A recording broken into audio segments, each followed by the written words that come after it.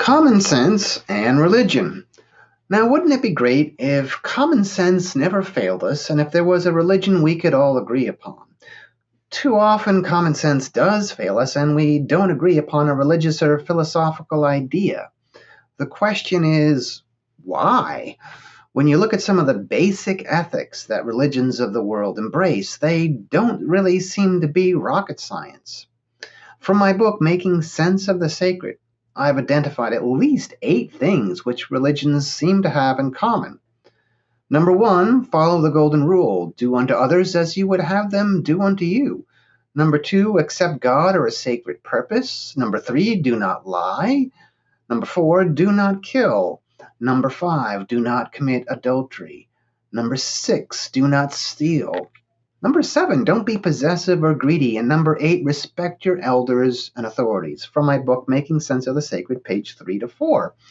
Now, if you look at this list, it does seem to be compelling. In fact, much of it seems to be common sense.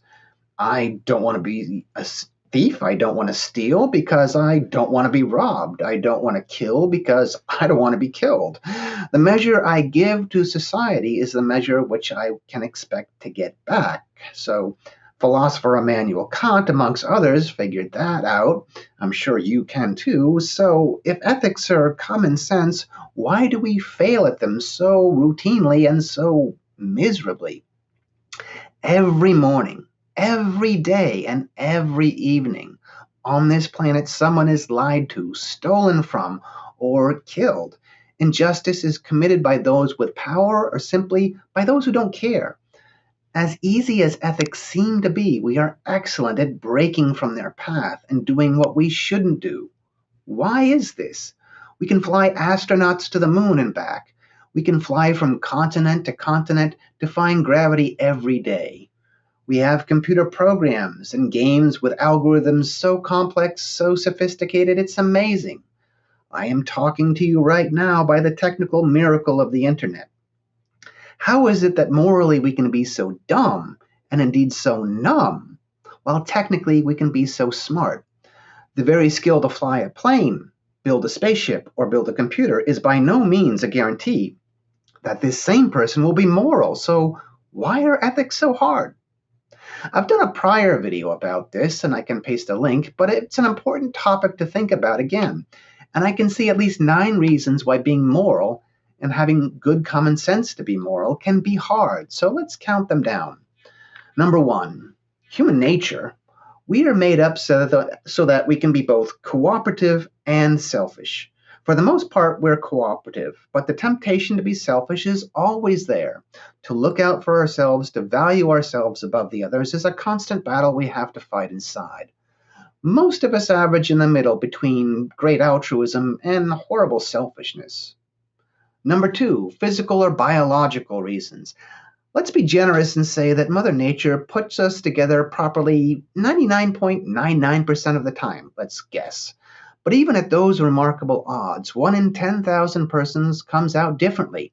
Our genes, our hormones, and overall biochemistry leave an indelible stamp on our behavior. Biology and biochemistry must shape our morality. Number 3, good parents. Much of our behavior is modeled after our parents. If we have good parents and if they have good beliefs, odds are we will begin to mimic them from the time we are kids. Common sense ethics can be acquired by kids without much effort. But if a kid does not have a positive role model growing up, a kid can easily go astray. Kids are blessed with a naivety of knowing good ethics, but not yet knowing how cruelly the world can betray them. Point number 4, belief. If you don't have an image of who you are and a belief of who you ought to be, you have no way of improving yourself. If your beliefs are bad, if the moral views you inherited from your parents are not good, what model do you have in mind for improving yourself or keeping yourself on track? Usually we think of religion here, as it often provides an essential moral value we build our lives upon. Belief, I think, is hugely important. If you have a heartfelt principle to base your life upon, you have a way to correct yourself. For me, that has been the double love commandment of Christianity. That is why the meaning of religion is important to me, because it is the meaning of trying to find a happy and good life. Point number 5, adolescence. From the time we are teenagers, we begin to rebel against our parents or authorities. Not all of us do so, and some of us rebel more than others. Depending upon who we are exposed to, where we grow up, adolescence is the first stage where we must think about the ethics that our parents gave us and whether we will accept those ethics as adults. Point number 6, work. There are an awful lot of people who hate the jobs they have to do. You're blessed if you like what you do and can make enough money at it for a good living. If you hate your job or your boss, this is going to sour your life and may push you away from other people. Remember point number 1, that there is a split between our cooperative and selfish sides? Well, a person who really hates what they do has a huge motivational problem to overcome, the more selfish and inward temptation may exist. Greed can tempt us if we are not paid enough at our jobs, or vanity can tempt us to be even greedier if we are too good and successful at them. Work is where we spend most of our social lives, and how we adapt to society depends in large measure on how we adapt to work. Point number 7, politics. Reinhold Niebuhr once said that man's capacity for justice makes democracy possible, but man's inclination to injustice makes democracy necessary. That's true, but we aren't all fortunate enough to live in a democracy, and we don't all have an equal sense of belonging to a country, even if we are in a democracy. Now, growing up in Hitler's Germany certainly provided you with a vastly different set of moral and political options than growing up in the Germany of Angela Merkel. Politics is a part of our lives, the clay that molds our destiny.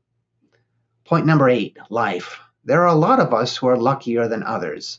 Some of us have had good health and have never been assaulted, beaten, oppressed, or harassed. Others have not been so lucky. If you've been a victim of life's hard edges, and there are many, you have a difficult time adjusting your life to the tune of life about you. Other people are singing happier songs, and that might frankly be irritating because you haven't been so blessed.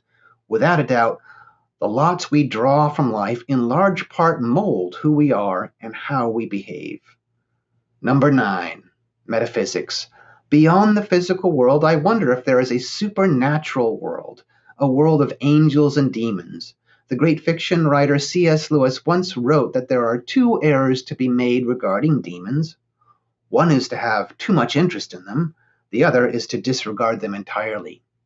There are things that people have done in history, despicable acts of torture and murder, acts based on hate or extreme stupidity, that one does wonder about the claim, "the devil made me do it."